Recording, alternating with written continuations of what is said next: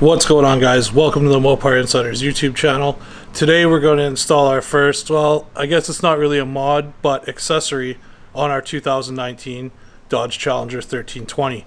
Now, when I ordered the car, I specifically asked the dealer not to mount the front plate frame.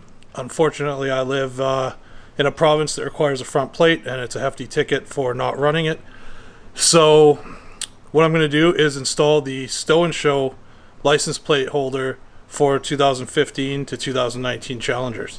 So this is what you get for the STO N SHO. So the plate mounts on here.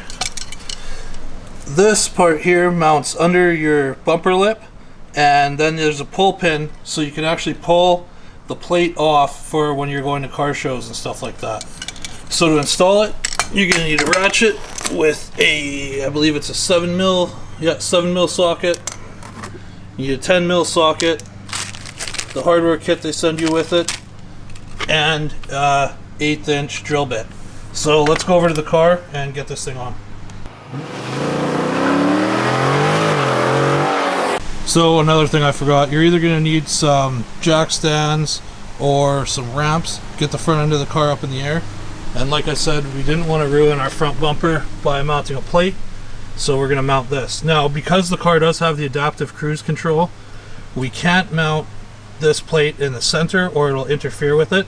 So you've got to offset it to the last bolt on either the left side or the right side.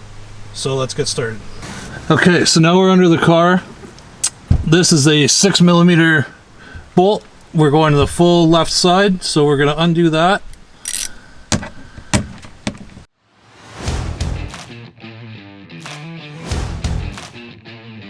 So this is the factory bolt that holds the splitter to the car, and this is the one that STO N SHO provides, which is a bit longer to compensate for the bracket. So we're going to screw it in with the new bolt.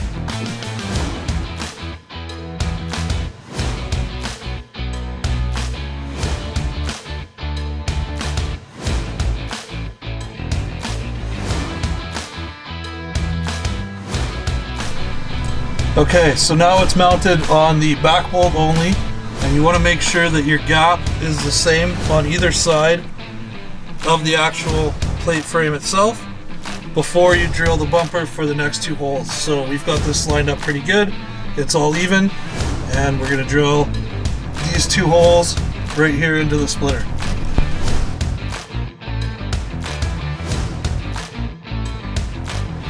Okay, now with those two holes drilled, we're going to install these 10mm bolts that are supplied by STO N SHO. So the holes you drill are just pilot holes, and that allows these bolts to go in tight.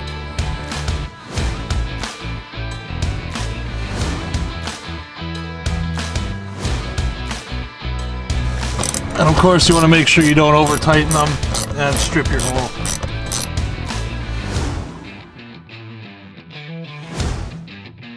Okay, so that's literally it for the installation on the car side. So now we can pull this pin out and pull this out, mount our plate, and set up the hardware on here.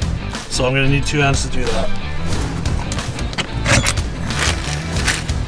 So to mount your plate to the bracket, it's as easy as just using these Allen head screws with these 10mm nuts that are included with this bracket. So now all we got to do is just slip it on and we're good to go. So that's it, guys, as simple as that. Probably took me 10 minutes all combined, and we've got the front plate on the car, all legal. No holes drilled in the front bumper. Had to drill a couple in the splitter, but I don't really care about that. That's not visible. So we're good to go. Overall, I'm happy.